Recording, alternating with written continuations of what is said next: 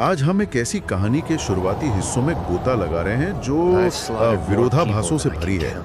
गाबी मारू अमरत्व का मार्ग। हमारे पास कहानी के कुछ शुरुआती अंश हैं और हम मिलकर ये समझने की कोशिश करेंगे कि एक ऐसा व्यक्ति जो मौत चाहता है उसे जीने की वजह कैसे मिलती है। हाँ, और कहानी का जो सेटअप है वो कमाल का है, एकदम एक्शन में फेंक देती है हमें। कहानी का केंद्र है गाबी मारू, एक निंजा जिसे खोखला कहा जाता है और जिसे मारना मतलब लगभग असंभव लगता है। पर सवाल यही है कि क्या ये अमरत्व एक वरदान है या फिर एक अभिशाप? सही बात है।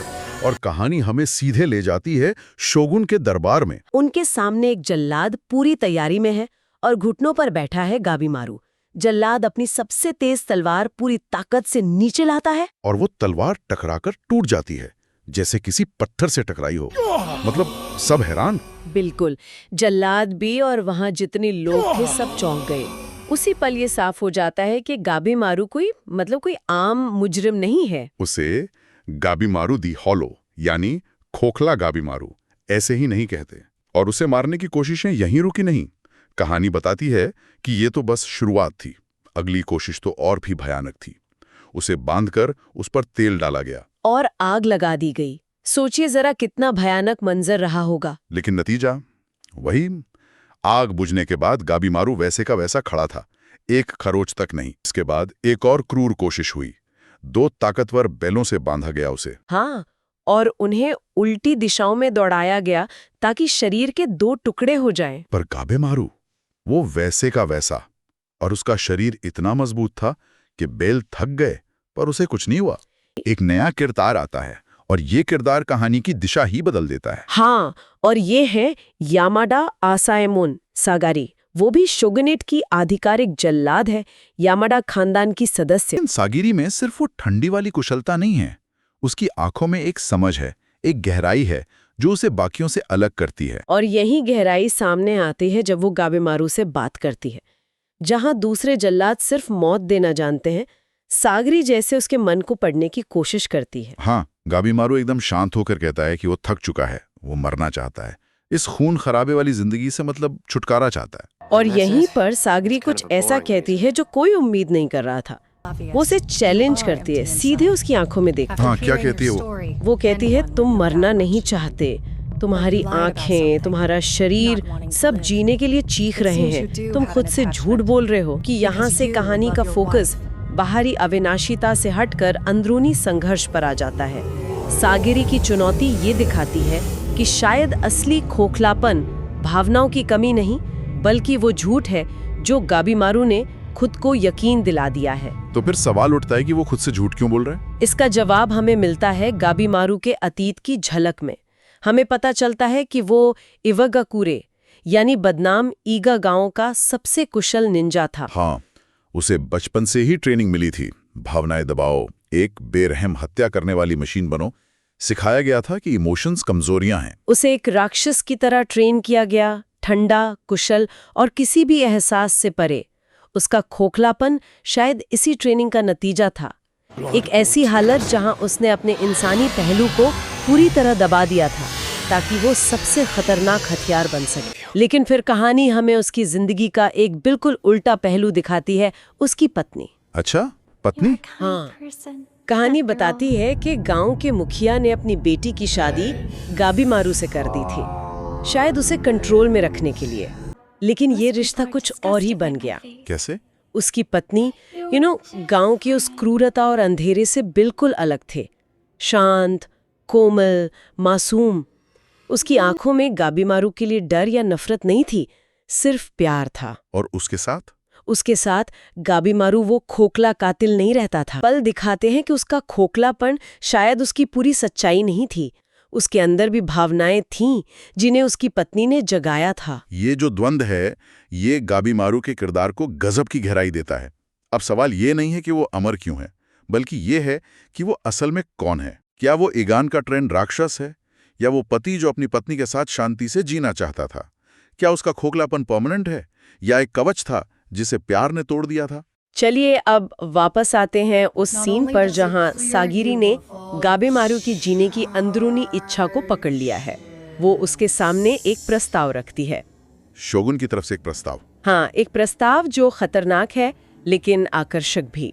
सागिरी बताती है जापान के दक्षिण में एक पौराणिक द्वीप के बारे में, खोक्तो कोयो या शिनसेन क्यों कहते हैं उसे। आम भाषा में नरक द्वीप या स्वर्ग द्वीप भी। बिल्कुल, और किंवदंतियों के मुताबिक वहाँ अमरत्व का अमृत यानी एलिक्सिर ऑफ लाइफ मौजूद है। और शोगुन जो खुद अमर होना चाहता है वो इस अमृत को पाने के लिए बेताब है। तो सौदा सीधा है, गाबीमारू जैसे मौत की सजा पाए कैदियों का एक ग्रुप उस द्वीप पर भेजा जाएगा। जो भी कैदी अमृत लेके वापस लौटेगा उसे उसके सारे गुनाहों की पूरी माफी, मतलब पूरी आजादी। लेकिन ये कोई पिकनिक नहीं है। सागिरी साफ साफ चेतावनी देती है।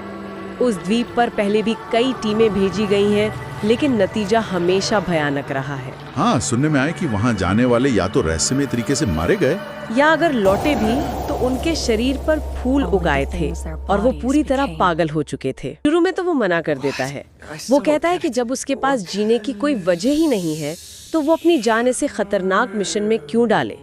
आज़ादी का उसके लिए कोई मतलब नहीं, क्योंकि वो तो मरना चाहता है, या कम से कम वो यही कहता है। और यहीं पर सागिरी अपना सबसे बड़ा पत्ता चलती है। हाँ, वो गाबीमारू की आंखों में देखती है और कहती है, अगर तुम वो अमृत लाते हो तो शायद ये सिर्फ अमरत्व न देता हो सकता है इससे किसी मरे हुए इंसान को भी वापस लाया जा सके। कहानी बताती है कि पहली बार उसकी उन शांत भावहीन आंखों में एक तेज भावना चमकती है, उम्मीद की एक किरण।